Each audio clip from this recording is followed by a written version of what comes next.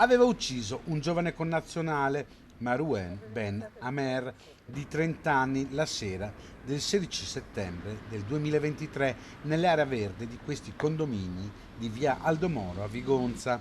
Dopo un litigio con un complice, all'epoca 36enne, lo aveva colpito alla coscia con un taglia-unghie, recidendo l'arteria femorale del giovane.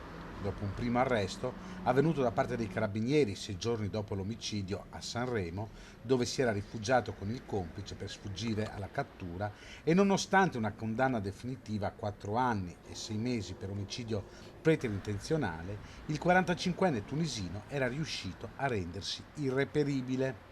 Tutto questo fino a lunedì pomeriggio, quando i carabinieri del nucleo investigativo del reparto operativo del comando provinciale di Padova lo hanno rintracciato e arrestato.